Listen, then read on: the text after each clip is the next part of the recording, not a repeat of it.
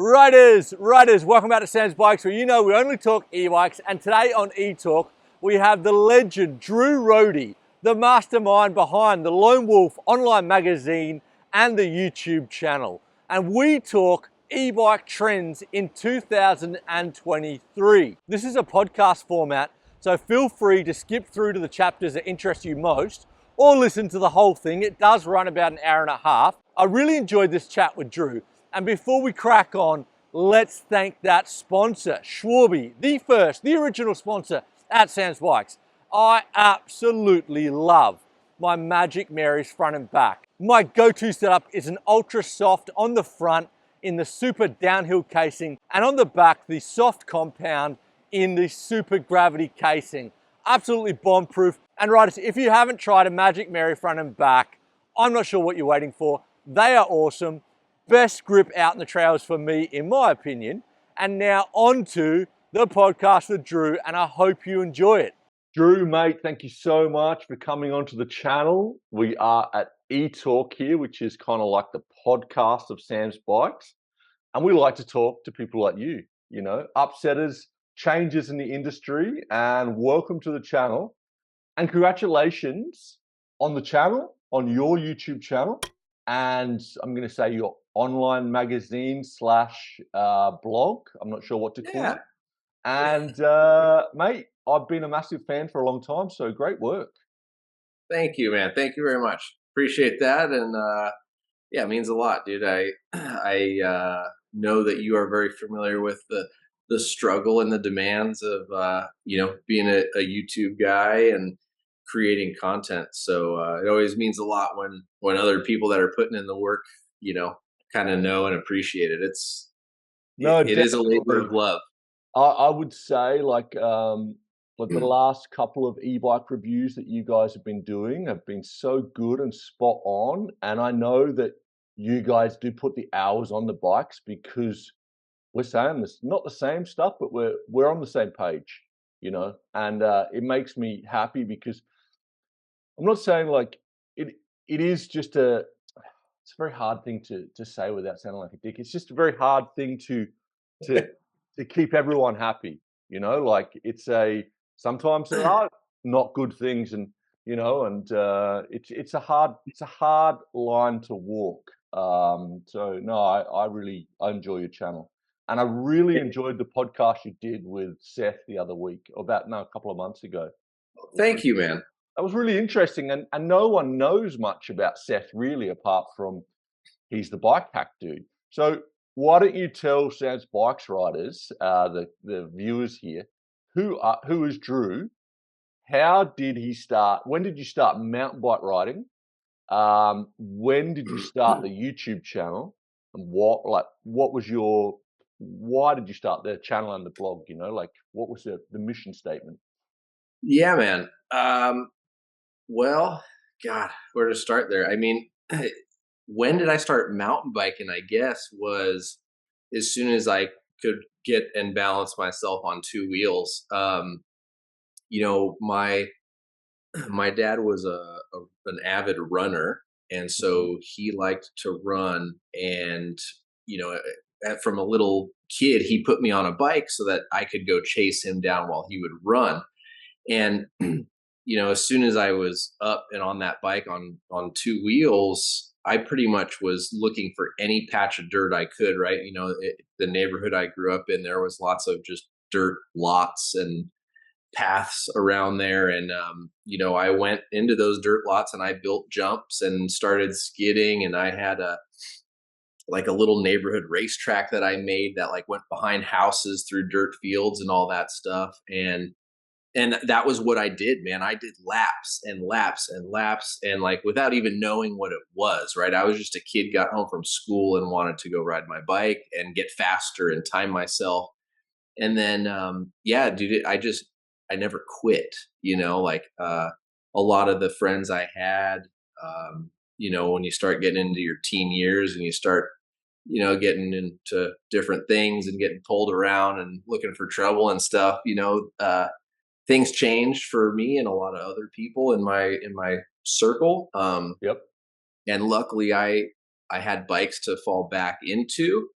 and they kind of saved me and directed me back on that bike thing. And I just kind of never left, So yeah, I mean, 12, 13 years old, and I was doing 20, 30-mile bike rides, with my Wow. dad. Yeah, yeah. Um, once his knees started to go out, he got on a mountain bike because by that time I was, old enough to barely fit on a 26-inch wheel bike. And so that was what we did on the weekends, man. Like I did it after school, and then on the weekends, he and I would go ride together. So, my dad was a huge formative part without even knowing it or him being a mountain biker, per se. But that's what got me on bikes, and I just fell in love Cool. with it. Cool. Never any BMX. Interesting. Dude, nope. I was just straight up mountain bike, man, from the beginning. Like, I mean, when I was on a smaller bike, a bike was a bike, but Yeah, yeah. yeah, what I fell in love with really was just being in the dirt and building jumps, and then that progressed into exploring into the mountains. So Nice. Nice. And I did look at your LinkedIn last night just to have a sort of you looked like you went a bit corporate for a while. So then you went into a bike shop, you worked somewhere in a Mexican like chain or something? What? yeah, yeah. So gosh, yeah. So in my first job was at like a drugstore, like Rite Aid or kind of a Yep. grocery store, and I got that job because I wanted to buy a like a proper bike, and my dad was like, "Go get a job," So I saved up and bought that bike, and then after that, I got a job working in bike shops Yep. in my teen years through the rest of high school, and I pretty much just worked all the time, like from a teen. Like I worked, at night as a valet driver. I grew up in Los Angeles, so I had a job for a valet parking company, and we would work private parties. And so we would work for these like just crazy rich celebrities that would have these Yeah. wild parties out in the canyons. Yeah. And so I mean, Cuba Gooding Jr., like just famous actors and like movie stars and musicians, and I'm like driving their fancy cars through the canyons and parking them at offsite locations. And um, after doing that, I went into college and, studied school and did all that stuff. But when that ended, I went to work for the studios building sets for, Cool. like mostly for music videos and some commercial stuff. So I did a lot of like carpentry, a lot of paint and like set building and stuff. And while I was doing that, I had the opportunity to just make a bunch of money, right? Like for a 20 something year old dude, right? With no lady, no responsibilities, no kids. Yep. And I would, make a few grand in a week or two. And then I would have like no work for another couple weeks. So I would just hop in my van and just go drive around and ride my bike. Nice, nice. And in that point in my life, I kind of realized like a goal of mine was to be like to be the old guy who had all the cool stories to tell. Yep. Uh, and you've probably met that guy at whether he's like at a cafe and you're on a road trip or you just stop somewhere and you're like, damn, dude, that guy did a bunch of rad shit. And I was like, you know what? I want to be that rad old guy. So I just started saying yes and doing everything I wanted to do.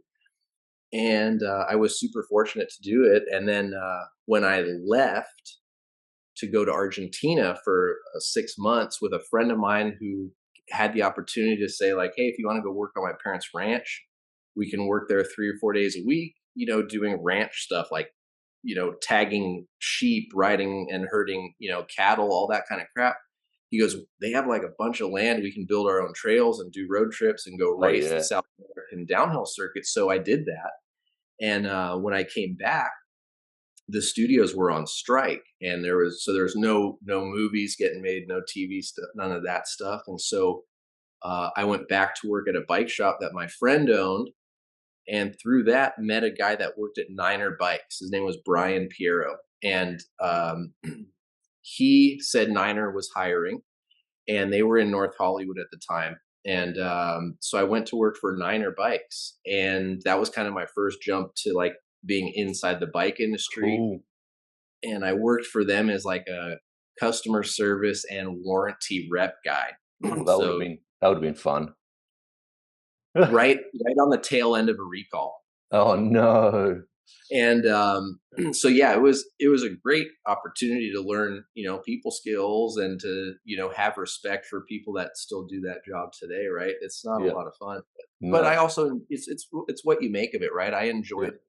I enjoyed stoking people out and helping them when I could, and that's just something I hopefully have carried over, right, into what we even do today and into the future. But um, all throughout this time, I knew Scott Hart, who was one of the founding members of Decline magazine. I don't know if Yep. you remember Yeah, I know it. Yeah, yeah. that. So he was a guy that I rode with regularly. I saw him at trails, and I always said, like, from being like a little kid, like, "Hey, let me come sweep up your shop. I'll box up bikes. I'll build bikes. Anything I can do to just get my foot in the door." Because I was like, "This dude's Yeah. got a dream job." Yeah. And so finally he gave me an opportunity and was like, "All right, kid, stop bugging me. Like, here's a set of tires, just tell me what you think of them." And that was kind of my first time I got to like review a product. And Okay. then he was like, "Oh shit, you're halfway competent and like you can ride a bike okay." He goes, "Here's something else and here's something else." And then that kind of worked its way into me me getting a job at Decline magazine. Yep. And I came in as an assistant editor, and then the guys above me, one by one, just kind of left and went to go, be like the head of marketing for rockshox or whatever. And Yep. so then it ended up me being the main editor and running Decline magazine until the publisher kind of surprised us and called me one day and said, "Hey, we're done. I'm shutting the doors. If you got anything at the office, come grab it." And that was Oh, the that end of it. sucks. Yeah. So by that by that time I had, 7 years or so in the media world Hmm. and had established all of the relationships that I, was fortunate enough to have. And I had a garage full of test bikes and products. So that kind of really gave us a jump start. You know what I Yep. mean? Yep. Because I already had relationships, I already had product.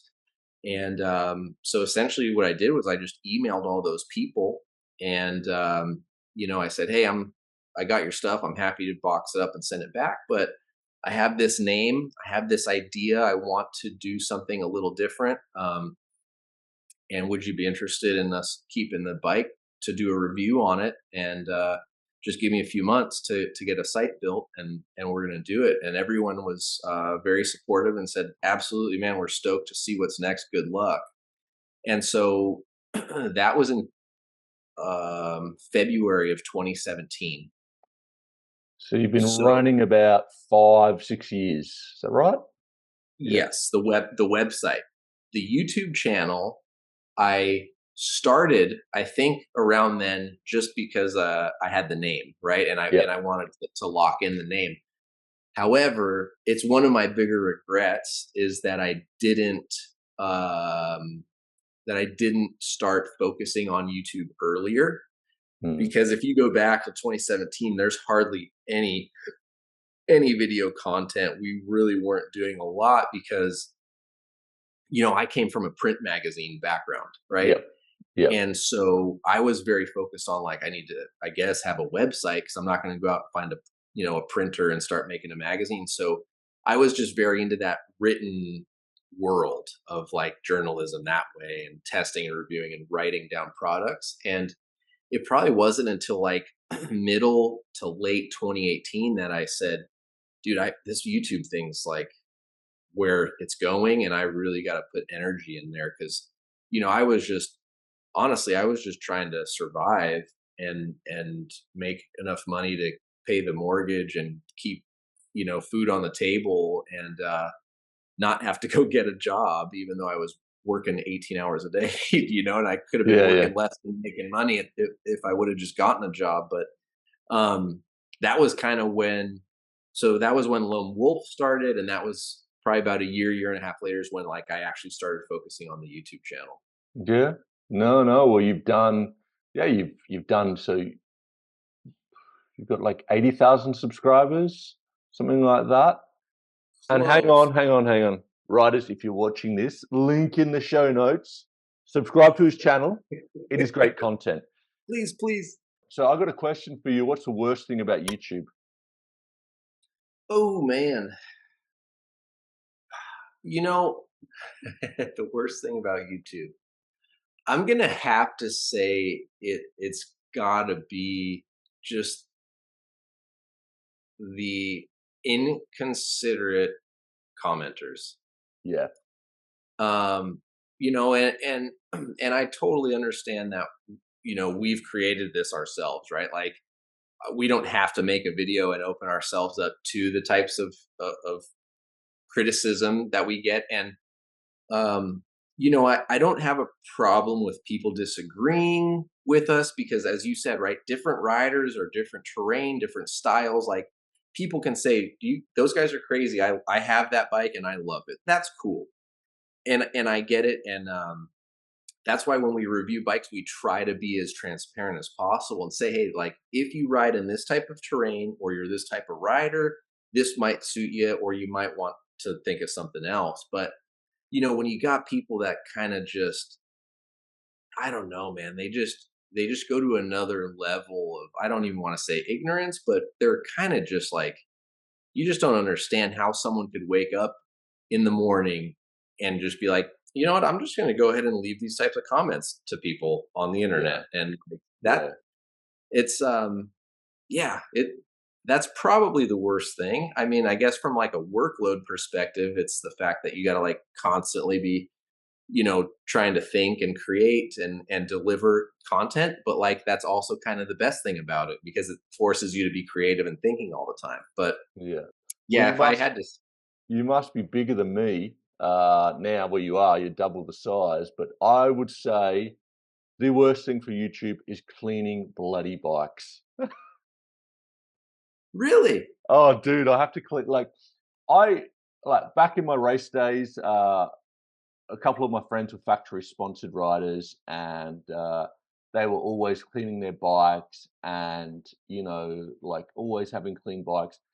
And I kind of like, I'm not, and I kind of think that if you're reviewing like if you're doing a piece about a company's bike and the designers and all the engineers have gone to all that effort, I can at least ride a clean bike and make it look good in the videos. And so I always have clean bikes, and I'm just like super anal about cleaning my bikes. And Bay's like, cleaning the bike. My wife's like, you cleaning the bikes again? I've said, yeah, they got to be clean. They got to be cleaned. So I'm out that there must like be at 8 o'clock, 10 o'clock at night, cleaning the bikes before a shoot, and just like, yeah, pain. But that must be the BMX racer in you. yeah, I think it is. I don't know. I like clean bikes. Okay, so now, riders, we're going to get into what we gave you the clickbait about on the actual thumbnail. The trends of 2022/23. Now, these we're going to try and stay on the e-bike trends, but there is a lot of crossover. So first off, and I reckon we should both sort of have a little debate on this and what we think, because you've probably ridden more of them than me. But first off, super light e-bikes. Do we give them a yay or a nay? Oh man, I hate to plug one of my own videos in your video, but No, go for it. Go for it. we literally just did a Trek Rail versus Trek Fuel EXE video. Yep.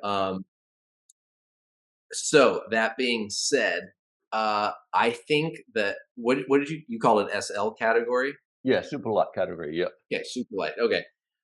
We've been calling it the e-bike light category. Okay. But yeah, the super lights, I like them. Yep. I don't know that I would buy one. Yep. It it's hard for me because I feel like I've committed to being an e-biker, right? At this point, Yep. like it's hard to say still, but I, I've accepted how full power e-bikes ride, Yep. and so for me, an SL is a step backwards. Yep. It's a step backwards in power. It's a step backwards in range, Yep. and it's a step backwards in the amount of elevation I can gain. So that being said, I don't know why I would want less now, and I understand that I might be getting less of those things, but I'm getting more in terms of a playful, lively, light mountain bike experience. Yep. But I don't know, man. I just feel like my riding and what I want out of an e-bike experience has changed. And while I welcome more and better SL bikes, I don't think it's what I would buy personally if I was going to spend money on an e-bike. Uh, couldn't have said it better myself. I'll have a little check in here. I've been now on, I'd say like my e-bikes are like 22, 25, 26 kilos, somewhere around that. So what, 45, I don't know. I'm not a pound guy, but Okay.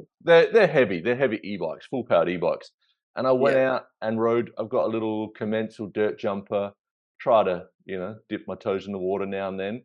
And I went to the dirt jumps and I crashed so badly, landed on my head because I just over jumped this jump by like 2 meters because the bike's so light. So I am so ingrained in a full powered e-bike now. I actually like the weight.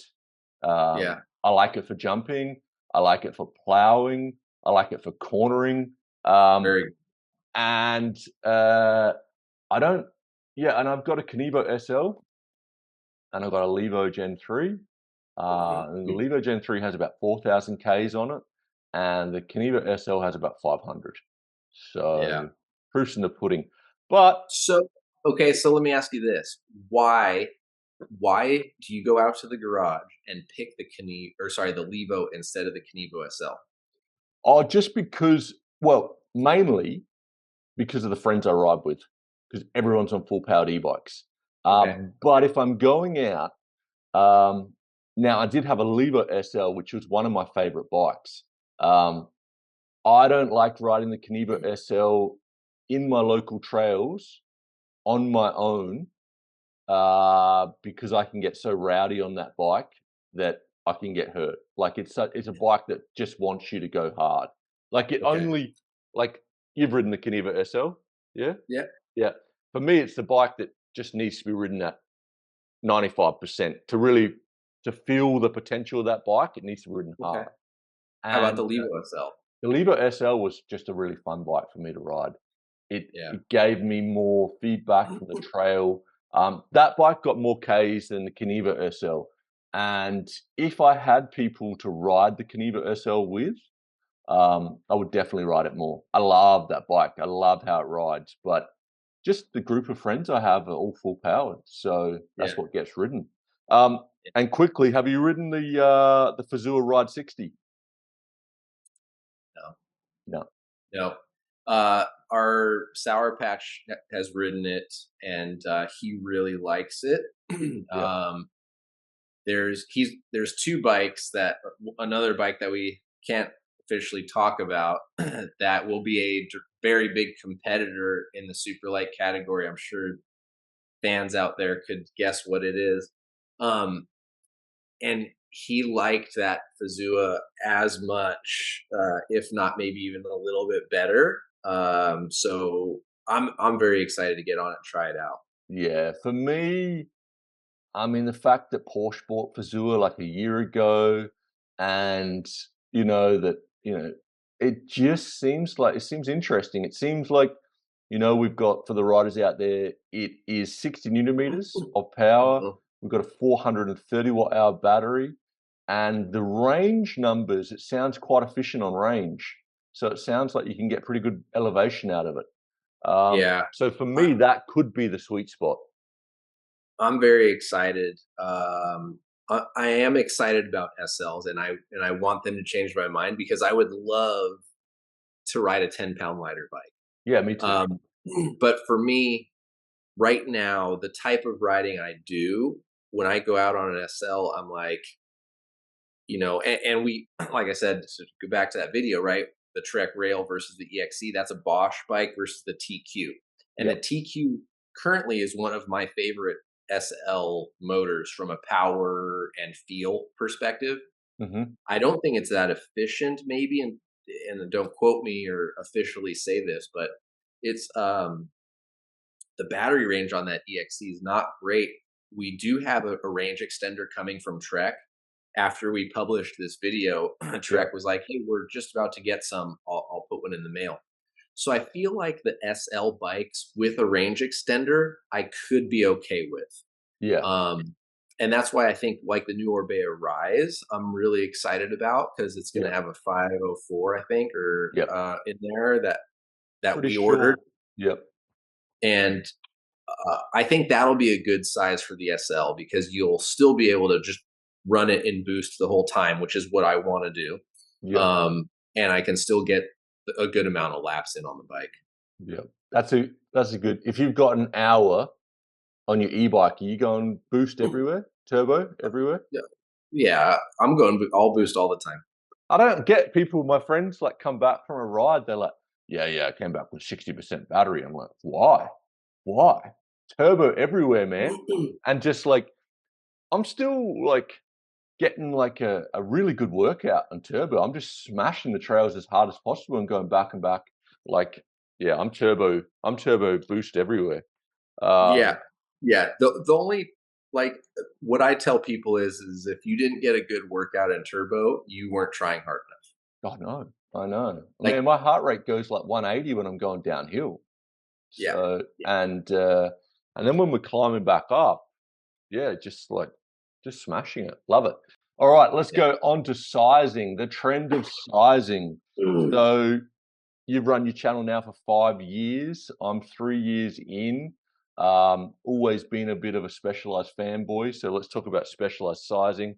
So my first enduro mountain bike was an Enduro 2015 29er, and that had a reach of 440 millimeters.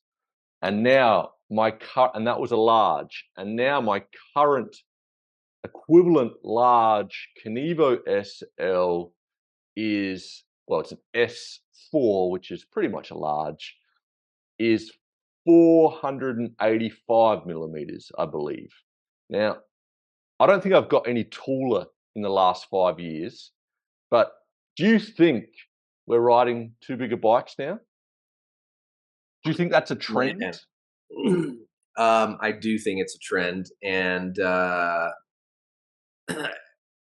doesn't mean that's a bad trend. Personally, I think we are on the end of the swing here of the pendulum, and it's going to come back. I think it's crazy to me that I'm 5'11", so you'll have to convert that for you guys. 5'11" would be like my size, pretty much. So you'd be like 182 centimeters, 183 centimeters, somewhere around that. Okay. Yeah. The fact that I think that I am now looking at riding lots of size medium bikes is kind of crazy. Um, So what would be your preferred reach? so for e-bikes, Yep. my preferred reach is 475 to 480. Yep. I'm happy with that. 485 is pushing it, but I can make that work. Yep. On a non e-bike, 485 is a sweet spot for me. Yep. Maybe going to 490. But I think with an e-bike, I want a little shorter reach because the bike's weight inherently makes them more stable. Yep. Um, so I can get away with having a shorter bike and keeping that stability, but the shorter front end also makes it easier to manual and corner the bike and have more power over it than if it's too long. The center of gravity changes, the wheel, everything gets longer. And if you've got a really heavy bike, I would rather have it be shorter so I can keep that playfulness because I like a really playful bike. Yeah. No, I'm just home now for a couple of months, and my mate's my size, and he's a very good rider. Julian, shout out, mate. He's getting old now, old man. Um, and he just sized down, and he just sized down to a medium trek rail, and he's always a large, and he just sized down, and he was like, "Man, 29ers front and back, you do not want a super long bike, and not if you're a good rider." And this is the thing, like a good rider or a capable rider will start to understand where they're at. And people always, and you get it as well, what size should I get? And this is a big deal for a lot of people because, you know, we are lucky that we get to ride these bikes. And, you know, a lot of the time we don't pay for them. They get sent to us. We send them back, all that stuff. It's not a lot of thought that goes into sizing for me. I say, oh, give me a large, or I'll look at the geometry. Oh, I'll try a medium on that one. But we're not, you know, splashing down 12 grand and then making a mistake. Right. So, you know, and people like, so if you don't know what size you are and you're not that confident, just go off the size calculator. Like the guys, the engineers know what they're talking about. Yeah. You know, it's funny because you know, with what you just said, I have two things to say. One, the engineers know what they're talking about for sure. However, they have their own style of riding, and they also ride and develop the bikes for largely their local terrain, right? True. Yeah, true. So the guys at Norco and Transition, for example, are going to design their bikes to work in the Pacific Northwest on groomed, like, or just the trails that you see in the videos, right? Yeah. The guys at uh, Pivot are going to design the trails to work in Phoenix, Arizona, right? And like, and I understand these guys have teams and pro athletes all over, and I know for a fact these companies do travel to different places with teams to spend time and ride the bikes in different terrain to see how they handle it. But you got to assume most of the riding time they spend developing their product is on their local terrain. And I think that's something people need to consider when they're looking to buy a bike. Doesn't It's not the end all be all decision maker, but if you're riding a place that's super steep or has big high speed berms and jumps, you're going to probably be able to get away with a longer reach and a lower bottom bracket, right? Yep. Whereas if you're riding somewhere that's totally hand cut, raw, 25-year-old mountain bike trails, and you're having to pedal over rocks and stumps and all the natural shit, you're not going to want a 12-inch high bottom bracket. You know what I mean? And a Yeah, 62-degree head tube angle, because your bike's going to suck. yeah. No, totally. Now that comes into it's not even a question, but just sort of a segue into a question. What do you reckon is this the all the adjustable geometry? Is this just another sales pitch? Is this a trend, or do you actually use it? Well, those are two different questions. um, I do not think they're a sales pitch. Um, I think they're absolutely useful, and I really like when companies do them well. Do I use it? Not all the time, or not very much at all. But it depends on the brand's execution, right? Specialized is a prime example. I know you brought them up already because you're a fanboy, and I like their bikes a lot as well. The new Levo has got, you know, it comes in the nominal position. Then you've got the headset cup plus or minus. Then you've got, you know, the rear end that you can do high low. I think that is awesome because the Levo is such a good bike. However, what someone in Bellingham or Squamish might want to set their bike up in could be totally different than how someone wants to ride it in like New Jersey, right? So the fact that someone can have that same bike, the same suspension platform, the same motor, however, they can have a full, you know, range of geometry adjustability to give them bottom bracket clearance or a head tube angle that better suits them is awesome. Yeah, I totally. think they nailed it. So I run the bike in the middle position and the high out back, or maybe I'll go to the low depending on where I'm at. But like I've experimented, but like I think they just nailed it. Like the bike's right in my happy spot in the middle, but I love the fact that I could go up or down depending on where I lived or rode. I I think I think it's a I think for a lot of the riders out there, it is like a salesy, pitchy thing that will make someone purchase a bike over another brand to say that, hey, I can change it. I think a lot of people probably aren't changing it. But at the same time, when I got mine, I ride mine in the high and the middle position like you in most of my local trails. But then I went to Andorra, and I went low and 63.5. And then when I was racing at the EWS, I was changing all over the place because I was trying to get the most out of the bike. And I Right. had that. I was like, okay, so at Kranz, which was kind of steeper, I was running it at 60, 63.5. But then in Finale, I was running it at 64.5.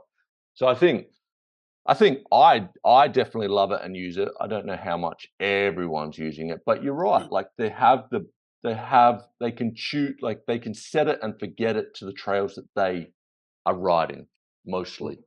So yeah, Yep. no, that wasn't even that was just a segue, mate. Segue. Auto auto shifting and free shifting on Shimano. Haven't used it, don't know much about it, but have you used it? Do you know much about it?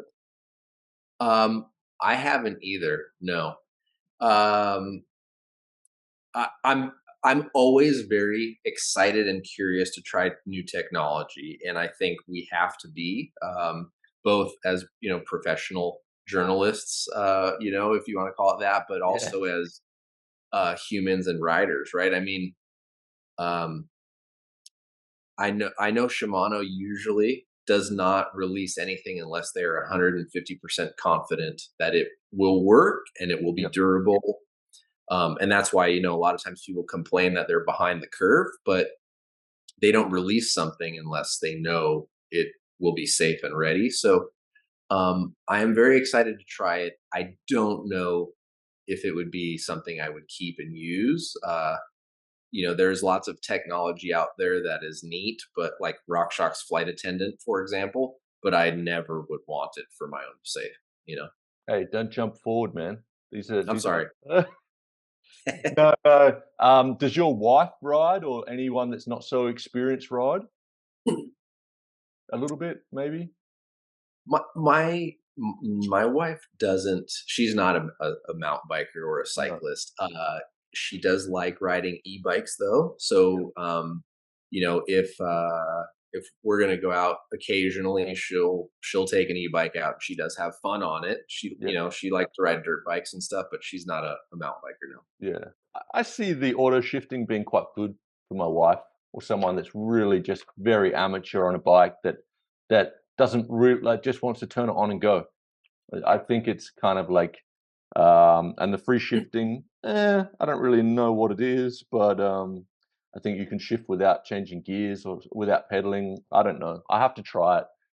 Yeah, I mean, that's one of those things where like I've had maybe 20 experiences in my life that I can think of where like I wish I had that.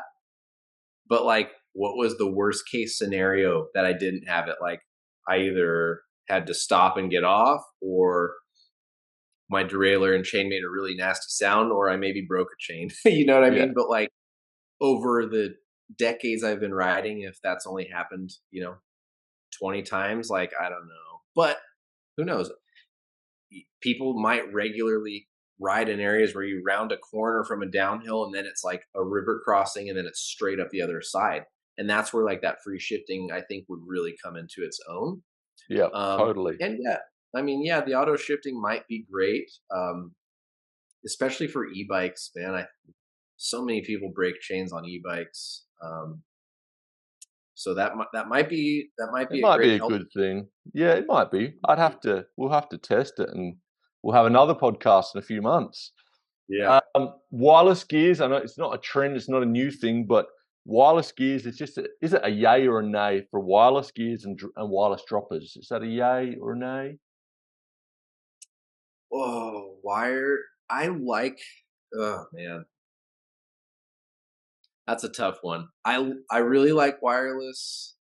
Um, I don't like what happens when the batteries die Yeah, or I forget to charge them. yeah, I know. From a I know. from a performance standpoint, though, I really enjoy it. I like the cleanliness. Yep. I like the performance. Um, do I have to have it? No, but if a company is like, "Hey, we got this bike.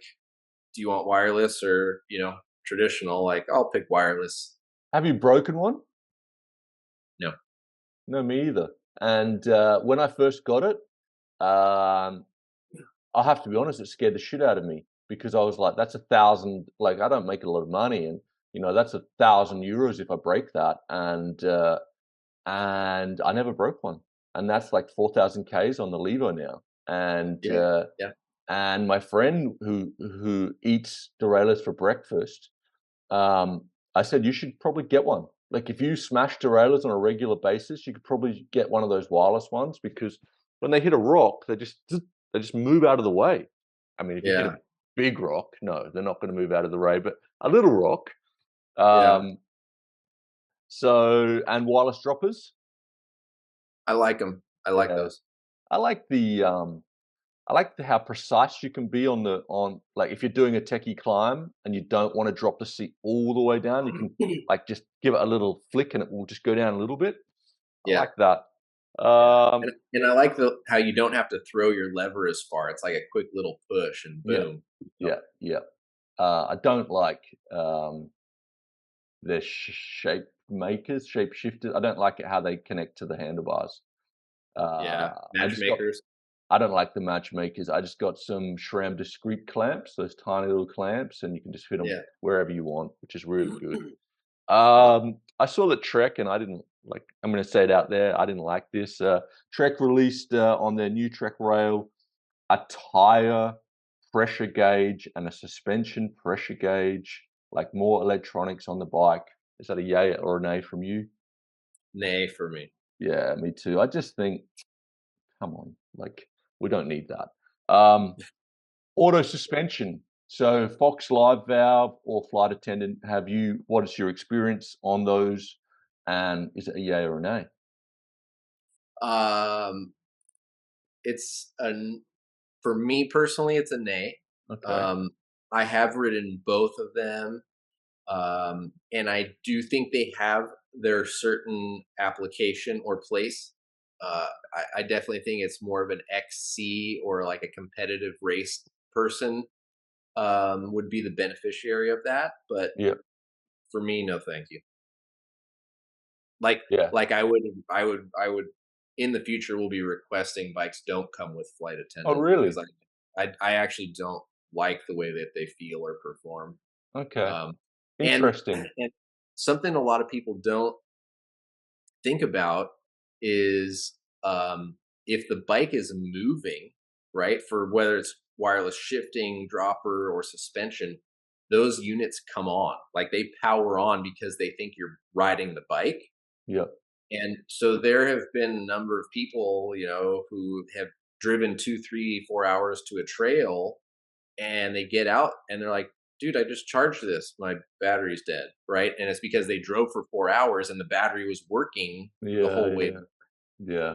Yeah. Yeah. My only experience, and I think you've probably got a point about cross country and racing. Have you ridden the Giant Trance E Plus? No. No, That's a not that, no. fantastic. That's it. Like, if you look at that on paper, you'd probably go, I don't want to go anywhere near that bike. It's got a super long chainstay, like 473, 29ers, automatic suspension. Something about like it was a weird bike to ride, like to get used to. It very much feels like a cross country bike. You're very much like over the top, like weight on the bars. But the automatic suspension, and I put some beefy tires on it, Yeah. and I just freaking love that bike. Like, it's my fun bike. Like, like if your trails are not that demanding, and you ride a big bike, you don't have that much fun. Right. But if you ride a small bike and you can it can feel like a downhill, like World Cup track, because you're having to squeeze through and bring your A game. And I just loved the fact that I could go like off road, like I do some techie climbing with the automatic suspension locked out, and then do some pretty cool downhills, and just, I don't know, it's just I really enjoyed it on that bike. Would I want it? And I also didn't enjoy the spaghetti cables, but it was all hardwired into the bike, so no battery Yeah. charging, which I did like. Right. Yeah. Um, Next one, ABS braking. Well, since I haven't ridden it, I can't say yay or nay. Um, Robert, who's our European tech editor, he wrote it, and I believe he said he was pleasantly surprised with how it performed. And I do trust him a lot because he's definitely a very capable and good rider. I'm excited to try it out. I I don't think it's gonna stick personally. It could be great for beginners, like we were talking about with the auto shifting, but Yeah. I don't think pros are gonna accept it. And that could be to their own detriment. Like it could be one of those things where I think bike riders are kind of stubborn, people a little bit. So it could genuinely be better, and they just are like, no, I won't do it because they don't get how it works. But um, I'm excited to try it. I just, for me as a pretty, pretty confident rider, I just would be worried. Like I really rely on my front brake for braking, and I want to know where that bite point is. And Yeah. if it's not going to give me an exact bite point, how am I going to ride it hard? I don't. I'd have to ride it. I have to try it. Me too. Yeah. I'm excited to try it, but I don't know how it's gonna do. All right, so I'm just going to give us a little run through of what we just talked about. Auto shifting, free shifting, wireless gears, wireless droppers, tire suspension gauges, and tire and suspension gauges, automatic suspension, ABS braking. Now that's all going to lead on to the high price point in 2023, where we're seeing some bikes hitting 20,000 US dollars or 25,000 Australian dollars or 15,000 euros. So is that a trend, or do you think the bike industry is just got on the bandwagon because this is this e-biking is a massive trend, and generally people that are buying e-bikes are older and wealthier, and it is kind of like the new Golf? Oh, Oh good boy. question. You enjoy that one? Yeah, yeah, yeah, yeah, yeah. I like it a lot. I mean, it's gonna be hard to not go into world economics and I know. I think God, that's a tough one, man. All right. There's a lot spinning in my head. I feel like the market could correct itself. So I think by saying that as my answer, I do think it is inflated. Yeah. I guess is what some people could take from that. I hope, man, I hope prices come down because realistically, like many of these bikes that I get to test, right? Like I couldn't afford to buy. Yeah.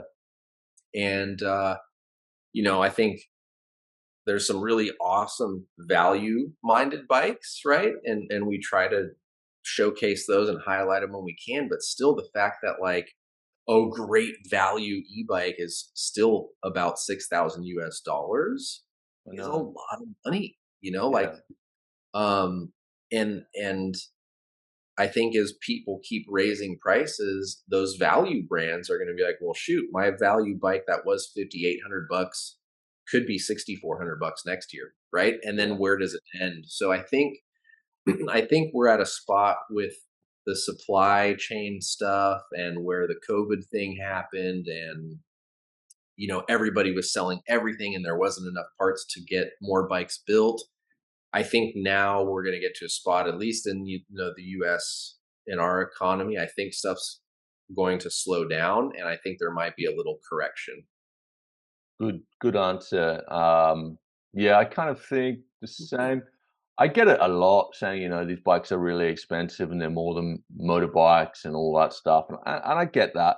But also, like, I think it's not just electric mountain bikes. I think if you look at a high-end enduro bike, you look at a high-end trail bike, you look at a high-end road bike, a high-end Mhm. gravel bike, they're not that much more expensive e-bikes. Like they Oh, do. And my argument for the e-bikes, for the motorbikes, and people saying, "Oh, you can buy a Yamaha R1 for that price." Like, yeah, but you can't go in the middle of the mountains and ride it. So, like, there's that. mhm. And that takes me on to another segue. What is a fair price for you? What I'm not. No, I've got two. It's a two-prong. This is a great question. I love this one.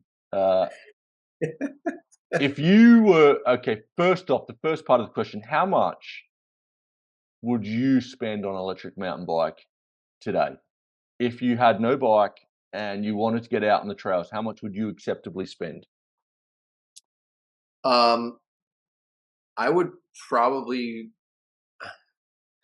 knowing what I know, right? I Yep. would want to spend around $5,000 to $6,000.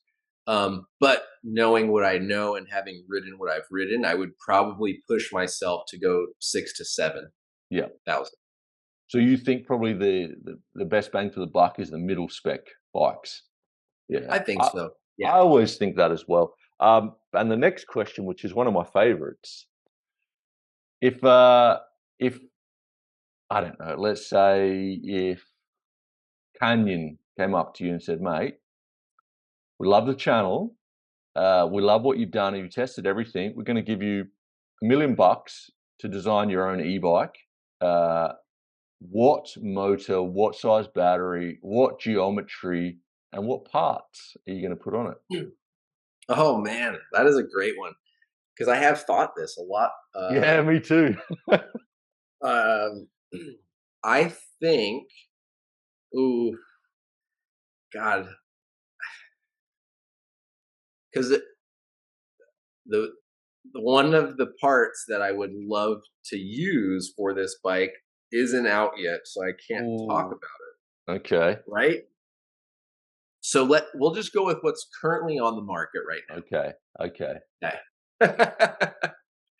um, with what's currently on the market, I would have to pick Bosch. Yep, Um, and I would love to do. I would probably go with maybe a 650 or a 700 watt-hour battery.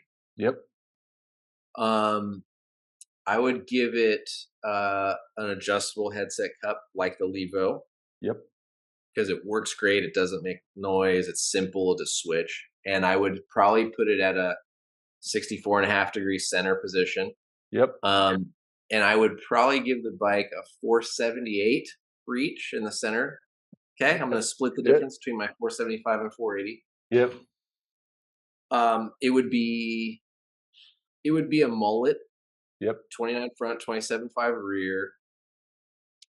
Um, I don't like crazy short chainstays, but I do like them on the shorter side.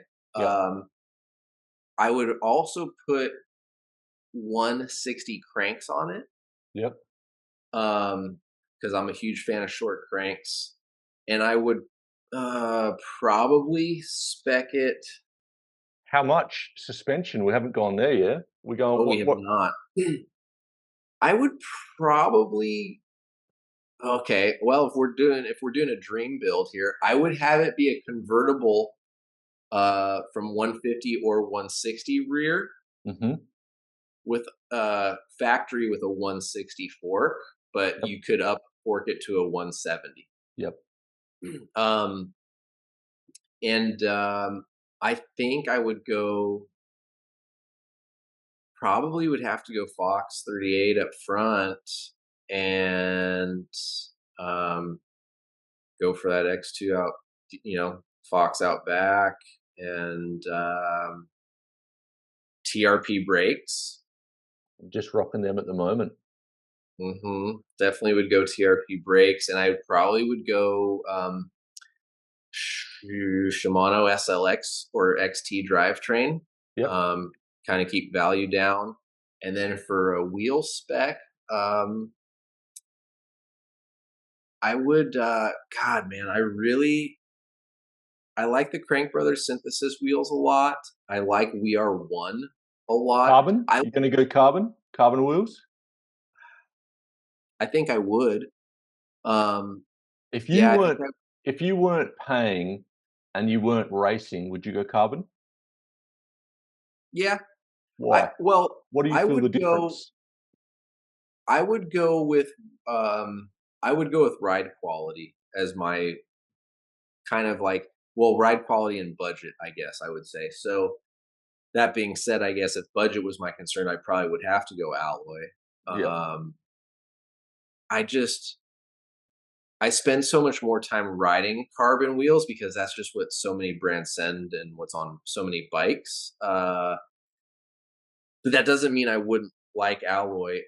I would my frame that we're talking about would be an alloy frame. Oh, interesting. I'm a big fan of alloy. Yep.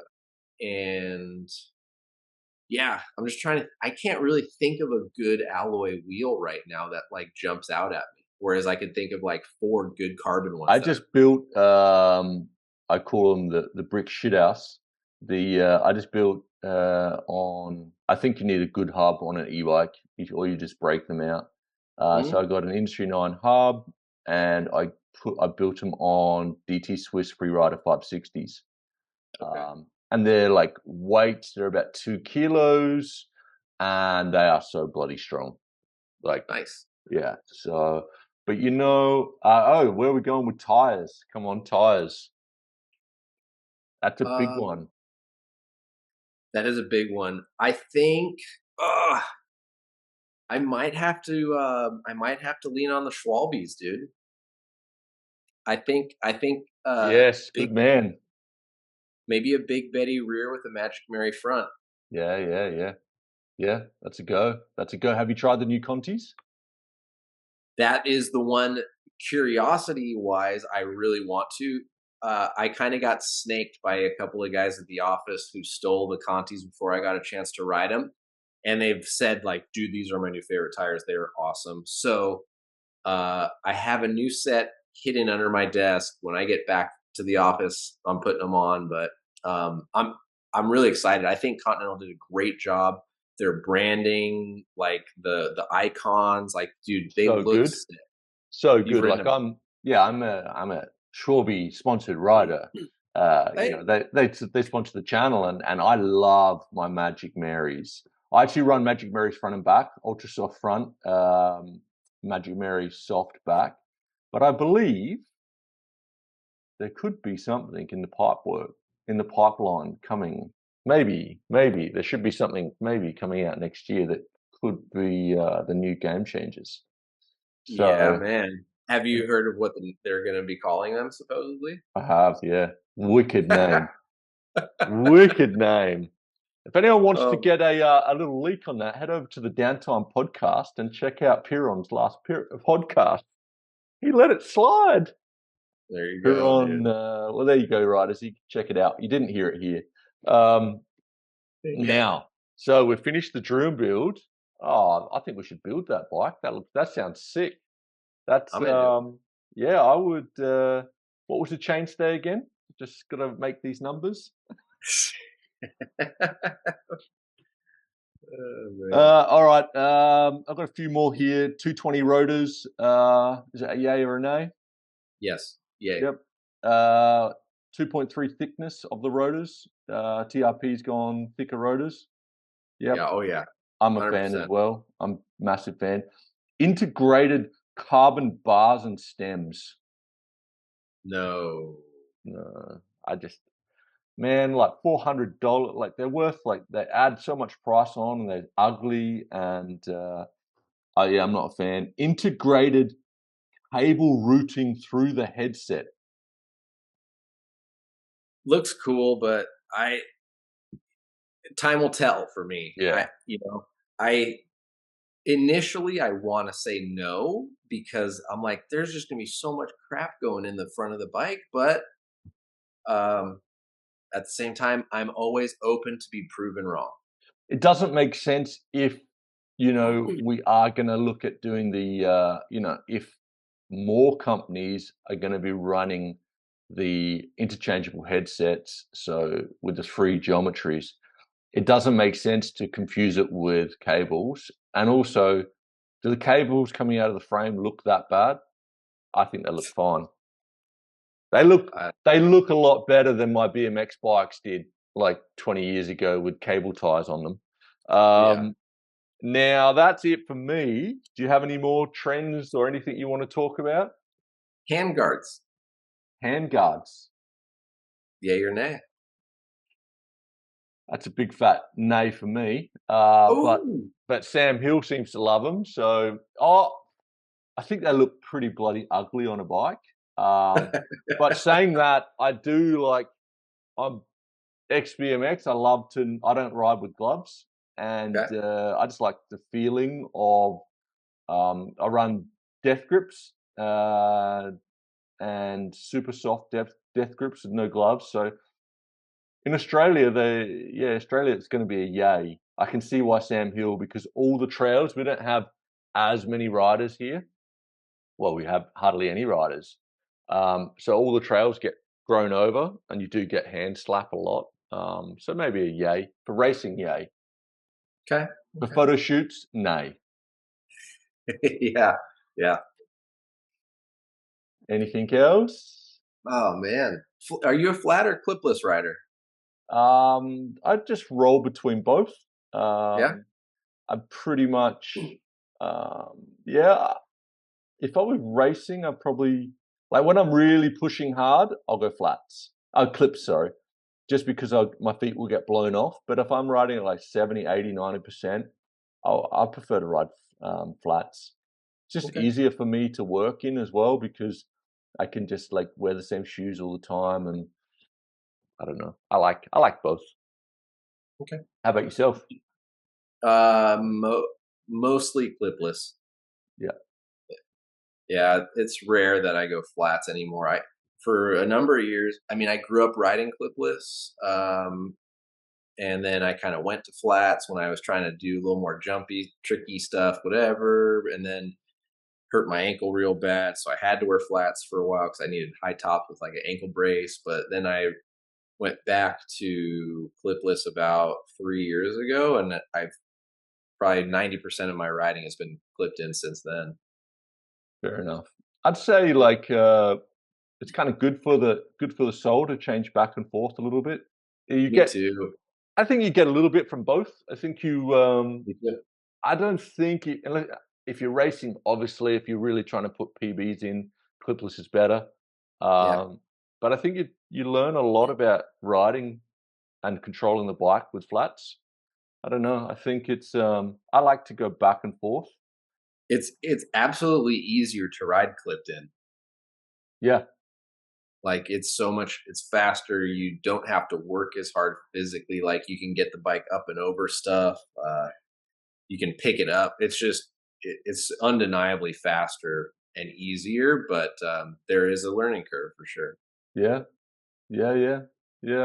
I tried to go back to, well, I went back to clips like on a really nasty muddy day.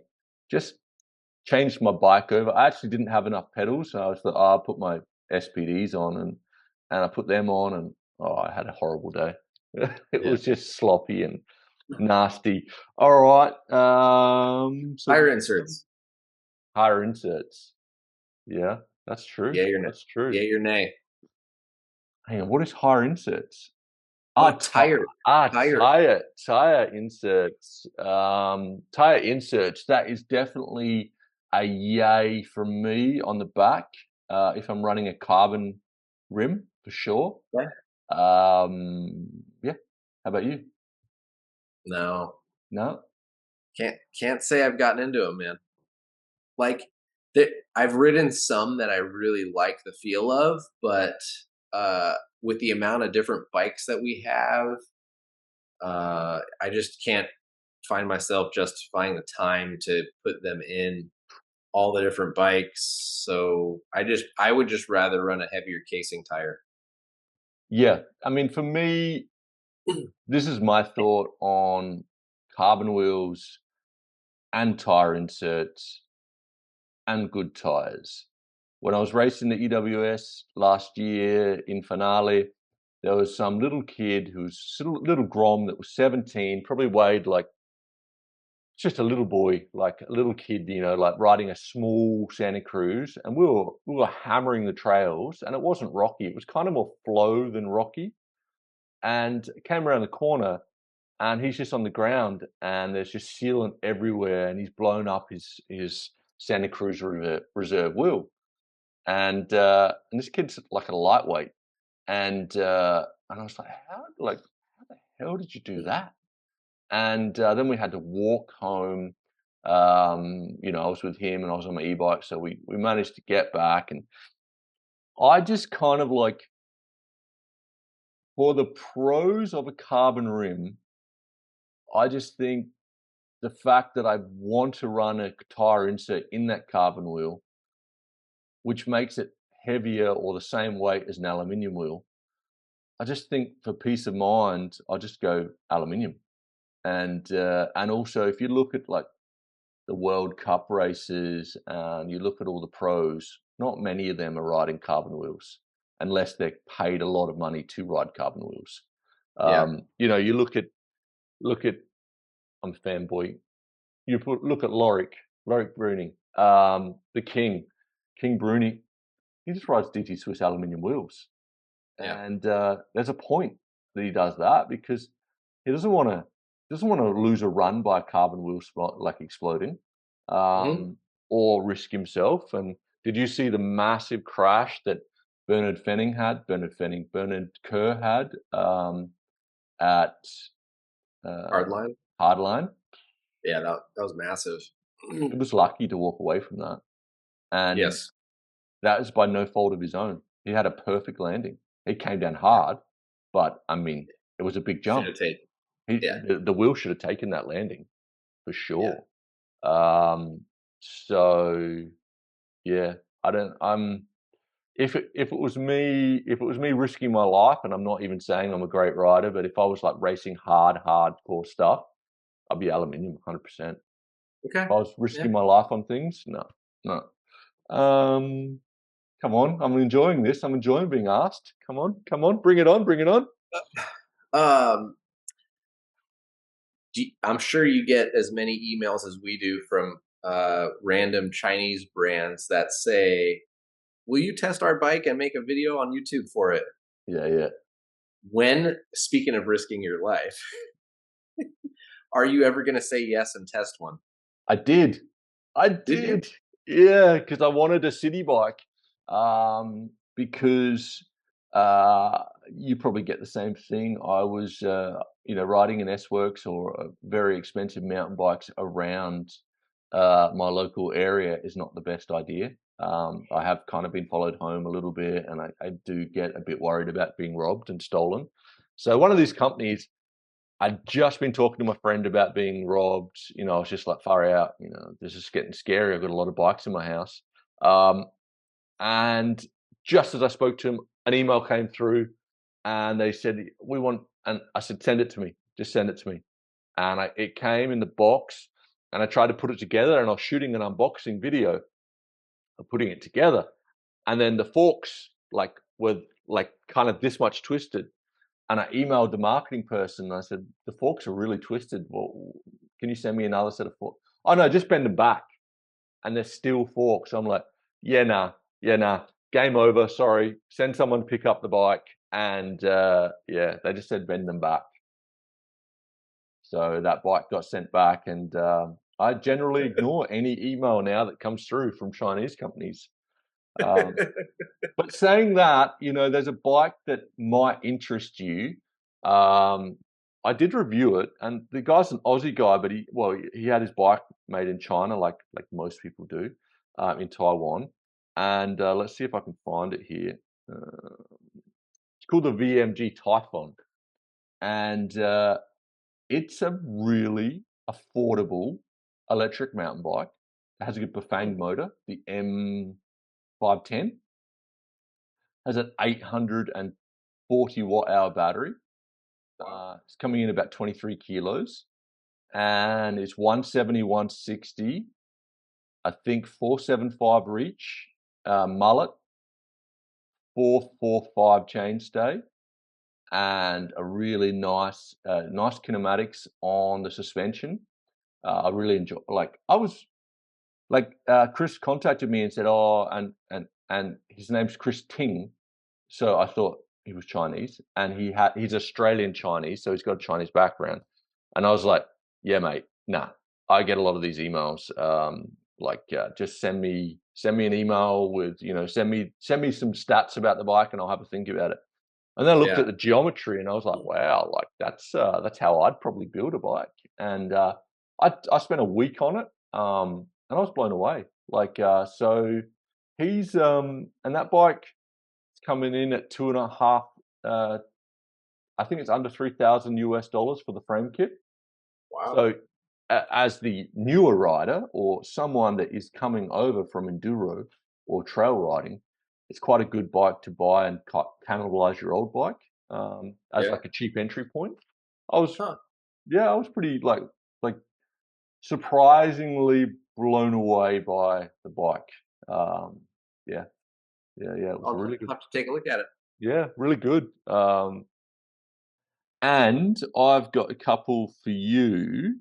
Seeing you are a famous YouTuber now, what advice would you have for a young Grom? And I'm sure you get lots of people hitting you up to work with you and all that stuff. What advice would you have to yourself or a young Grom wanting to get into the bike industry? Man, I would say first off, uh, I would let them know that it is a small industry, and people, you know, talk, and so reputation is important.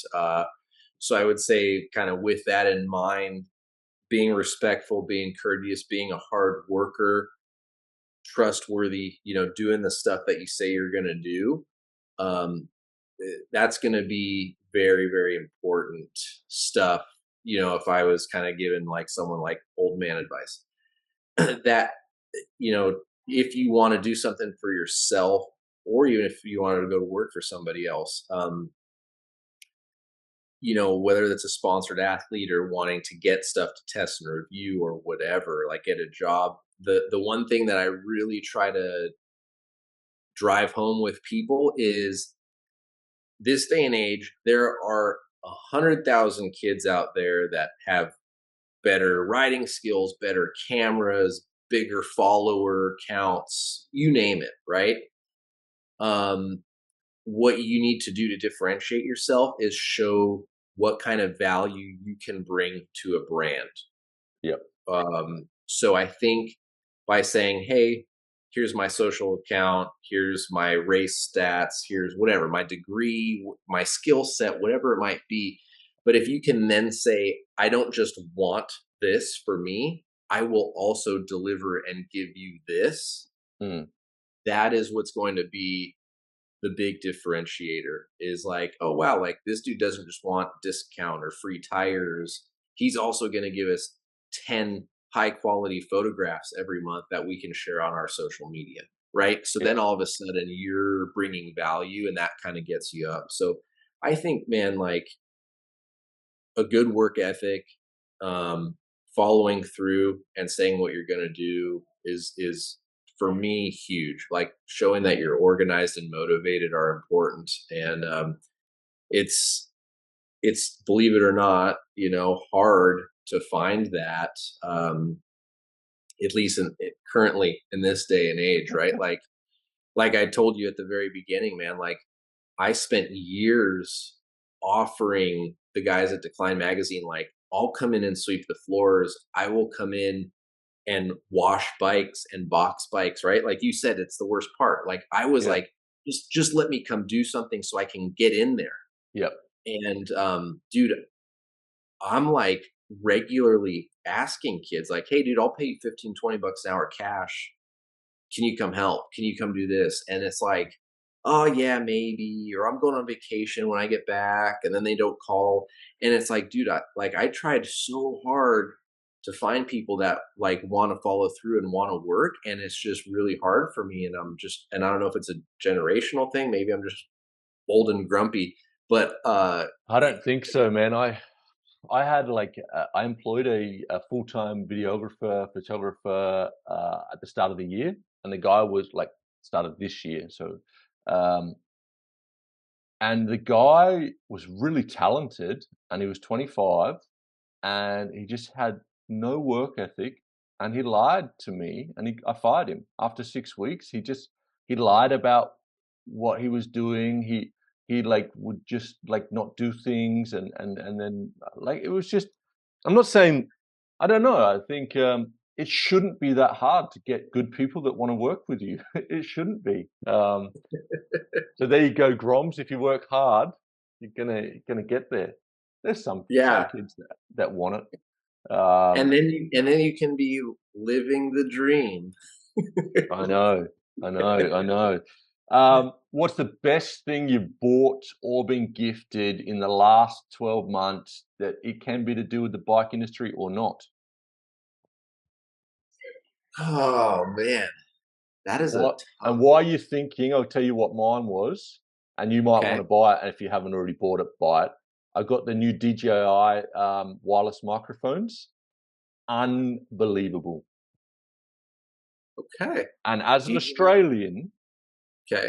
I would have liked to support Rohde, but those Rohde mics just stuffed up so many of my shoots. Dude, that's the worst, isn't it? Especially when you like get home, if you like forgot your headphones to monitor audio and you're just like, oh my gosh, Yep. that's a major bummer. DJ, I'm gonna have to check those out. Yeah, man, they're cheap as, and yeah, Okay. they're like All right. $200, $250, and they're the best thing I've ever. I think the best thing I bought in photography. Okay. All right. I can record, so it's got an SD card in the mic. Oh, cool. So when I go out on my Insta360, you got to try the X3 as well. I might better get you a hookup on that. Actually, it's really good. The X3 is sick. Okay. But the audio, because it's a waterproof camera, the audio is not so great. So I Right. use my 360 camera, and then I shoot the audio recording to the SSD drive, two claps to sync it in post, and then I've got crisp audio, and I don't need to record it into another device. Amazing. Dang. I'm gonna have to write that one down as soon as we hang up, so I don't forget about it. No worries. So what's the best thing you bought? Come on. Or been gifted. The only thing that's really standing out, and I know we'll probably end this, and I'll be like, that.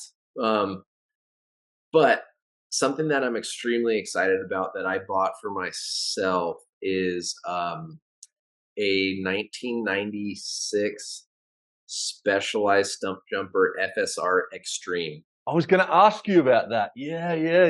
Good. That was my first dual suspension mountain bike, and I bought it back, man. Or I found one on eBay just like mine that was in great shape, and that was it. So I mean, I got butterflies when it showed up and unboxing it. So that one stands out for me as a highlight of the year. So is that a project, or you bought it completely done? I bought it done. Like it was like other than the seat, the bike still has the original tires on it. Oh wow! So all I need to do is find try to find an older seat, because it's got like a lime green SDG on it. So I want to try to find an old school seat, and if I could find an Azonic Shorty stem, because that was the stem I had on that bike. Oh, you should better find that. Yeah. So were you ever in the Klein? Did you ever like Klein bikes? I never. I mean, I liked looking at them. Yeah. I love Decline, and I never owned Decline. And I was doing a project, like, let's see if I can find it. It's somewhere on my Instagram. I did a project, and I built my wife an e-bike, and I've got it out. So I got this custom. I found this Klein in mint condition for $200. Wow. But it was an extra small. No one wanted it, and it was perfect for my wife. And it was so small. And then I just built it up with a rear hub drive. Okay. But put really nice parts on it. Had Magura hydraulic brakes, Shorby tires, old school like chrome parts, and that was. I love the retro bikes. I love them, man. I I want to build another one. I was thinking of getting, when I saw you do that on Insta, I was thinking, yeah, I had the Specialized, my first race downhill bike. And when you said you got a job to buy your first mountain bike, so did I. Because I was racing BMX and I had I was kind of like the era of Fuzzy Hall and Brian Lopes, and they were all Mongoose guys. And I had a Mongoose Solution, this race Oh bike, yeah, and yeah. it was sick. It was like completely like croupied up, and my parents bought me that, and that was my race bike. And race BMXs back then were really expensive. And then I said I wanted a mountain bike, and they were like, "No way, no way! You sell your BMX and buy a mountain bike, or." And so I got a job at McDonald's to buy my first mountain bike. And as soon as I got my mountain bike, I quit. I was just like, "No, I gotta have time to ride this thing." And it was a That's right. Specialized FSR downhill. The Palmer, the 98. No But way. I didn't get the Palmer. I made like a Sam's Bikes Try Hard Palmer, and I got the cheaper one and tried to make it sick, and I actually got like old BMX race parts, and Okay. put a DK stem on. Like, that was before they were making like proper short stems. Well, Right. Ozonic was making it, but I put like BMX parts on this bike, and it was rad. It was That's and then my dad sold it. I went to London, and I came back and I was like, "Where's my bike?" And he goes, "Oh yeah, I sold it to some dude." I'm like, "What?" He goes, "Yeah, I needed the space, man. You've been in London for 3 years." Oh, oh no man. way. So I'd like to buy that back. Okay, $200. What would you buy, for the e-bike rider out there that gets their first e-bike and wants to improve their riding and has $200, 200 euros, 300 Australian dollars? What would you buy? Or what would you advise them to do to get better and experience that e-bike better? Um, well, I would definitely say, first off, I would take a look at the tire spec on the bike, and I would see if it's a good casing, a good rubber compound, and a good tread pattern for their region. Yep. And I would say, traction is very important. From there, assuming, right, because a lot of bikes do come with a good tire spec these days. So if they don't need to upgrade tire, um, I would maybe take a look at, God, you can't really get a fork or a shock these days, but you could maybe get a set of brakes, Yep. or or work on customizing the cockpit, perhaps, get a handlebar, Yep. um, handlebar grip, saddle, maybe, which isn't going to really make you a better rider, but I do think that bar and grip could make a difference, especially if you are getting hand fatigue, or you're not super comfortable. When it comes to a long day of riding or a gnarly descent, if you're thinking about, oh, my fingers are aching or my hands hurt, that Totally. that energy spent thinking about that and feeling it is Yep. taking you away from focusing on the line and pushing hard, and that leads to crashes. Good advice. And what's your go-to bar and grip? What would you be going? Um, dude, that the new One Up E bar. Is it Have you tried that one thing up? yet? No. Yep. They made a E-bar. yep, it's a e-bike certified bar, and it's the most compliant carbon fiber handlebar on the market. Um, Nice. and Richie Rude actually races that on his EWS bike. All Um, right. yeah, so that bar for sure is high on my list. And I really like Ergon grips, man. Okay. They have Yep. they have a couple of really good ones. Depending on what I'm doing, like they've got a really thin. I think it's like their FMD like race grip, which is like real thin and minimal. And I like that for like, all right, I'm doing a race run, but it'll kind of ache if you're doing like long days in the park. So they have a thicker one. I think it's like the GE. It's like their enduro, and then they've got like a GD downhill grip, and both of those I also really like. Nice. Have you tried the death grips? Yes, I don't love them. No. Yeah. I mean, grips I are don't hate them. I yeah, don't hate them, grips but I don't love 'em. grips are like just such a personal thing. Uh, Yeah, I just find like if I don't have them on my, I'm super, and like I'm sure you can resonate with this. Like, we ride so many bikes. I personally love my own custom cockpit. If I if I could just get all the test bikes, if I was allowed to, because a lot of the bike companies don't want you to change stuff. If I was allowed to change my bar, stem, grips, tires, like bar, stem, and grips and tires, because tires are like your first point of call that's hitting the ground, and also like if I don't know a tire, I just don't know where that grip point is. I don't, and it sometimes can be a bit dangerous finding that point because yeah, All right, last question. When are we going to do a review together? You want to. dude. Gosh, who's going where? Let's figure Yeah. that one out. Just it's great food, wine, weather in Spain. It's great. We've got places to stay. We've actually we just moved. We were in the center of Madrid and now we are in the mountains. And we have a 4-bedroom house. So you're more than welcome to come over. Sounds like that's a pretty good invitation there. We're about the same size. You probably don't even need to bring anything. No bikes, maybe a helmet. But no, we should do something because I think I'm a big fan of. I was a big fan of YouTube before I started YouTube. Like I really like Casey Neistat. I like Peter McKinnell. I like all the photographers. I like Mr. Beast, and all these guys are constantly doing collabs, constantly. And Yeah. I'm sure you find it as well. But I mean, you guys got a team of you now, which makes it really good. But I like a lot of the time on my own doing like writing on because everyone's at work and I've got to go Yeah. out and do like a 5-hour range test or some stupid idea I've got like for a video and I'm like, man, like they're like, oh, what did you do today? So I rode up and down the same mountain to drain a battery. Oh, that was fun, Sam. Yeah, it was kind of fun.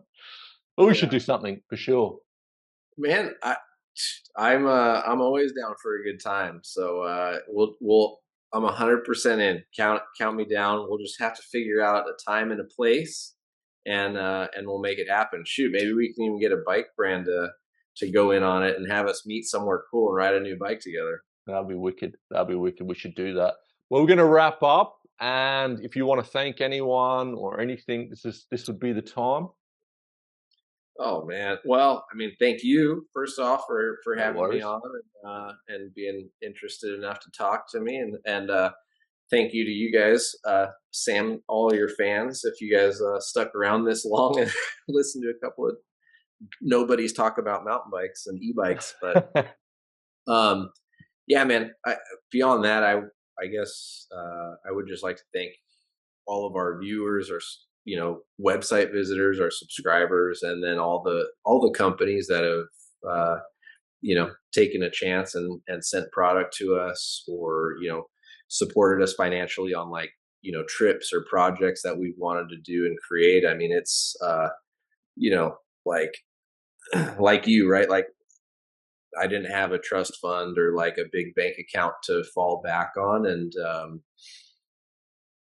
being able to be 5 years after the fact of like working out of a little tiny guest bedroom at my house, like 16 hours a day, to a spot where my wife's like, hey dude, like you got to figure this out, or like I'm not going to be here. Like you're like in that cave all day. I don't talk to you. And like, we don't do anything because you're just stressed about, money all the time in this business. And you got to get it somewhere or figure it out. Like, the fact that we're now 5 years down and like at the spot we're at is amazing, and it's a gift. And so yeah, I'm beyond thankful for that. And it still trips me out like some days when I think about my dad's no longer with us, but like I just think about like, man, I wonder if he ever thought like when he first put me on that bicycle, if he was like, one day my son's gonna take care of a family, and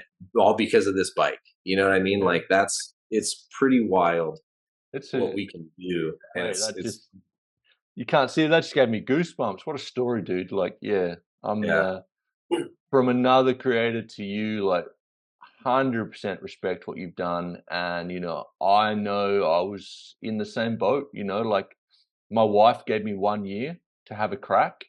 And on the last, like, I got my first sponsor, Schwarby, love you so much. Like they really, they took a chance and I was pretty much on my last legs. Like I'd put my soul into it.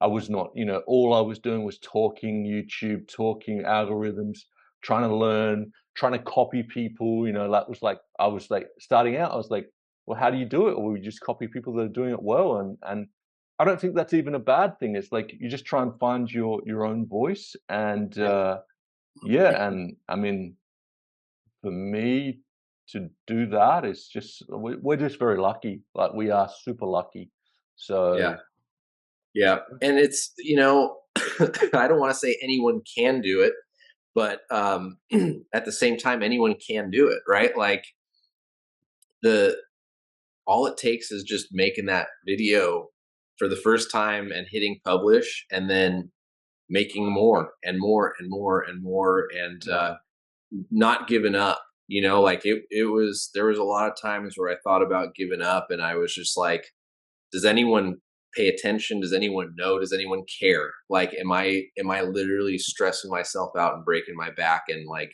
no one would even know if I stopped tomorrow, like um and that's the point where you're like, I need to go make more videos, yeah, so if you can just keep on putting your head down. And I mean, what you've done is amazing too, man. Like it's rad. And like I know, we haven't talked or known each other, before this, but like, I see your videos and I see your little, your logo popping up in like what viewers also watch. And I'm like, who's this Sam's Bike guy? Like I yeah, keep yeah, seeing this thing popping up. And so like, it's really cool, right? Because I'm sure 4 years ago, people thought the same thing, when they saw like a little lone wolf logo, they're like, what's this thing? yeah, And, totally. and it's just really cool to see people come up together. And yeah, man, I'm stoked for you. And it's rad Thank to you. hear your story that you guys did it. So Yeah, yeah. I mean, thank you so much, and thank you, riders and legends. You probably are subscribed. You should be subscribed, and as if you're not, subscribe to the channel and subscribe to mine as well while you're there. yeah, while you're here, make sure you subscribe to Sam. Yeah, it costs you nothing. It's free. All right, mate. Well, thank you so much for your time. You have a great new year, and Thanks, man. Too. we will speak to you in the new year, and hopefully we'll find a project together. That's yes, dude. There's some stuff coming out. So let's try to figure out if we can't get the bike company to be like, hey, let's fly these two guys out together and make a Yeah. video. Oh, I think we can do that for sure. All right, so we're done. Thank you, mate, and we'll see you next time. All right, man. We'll catch you then.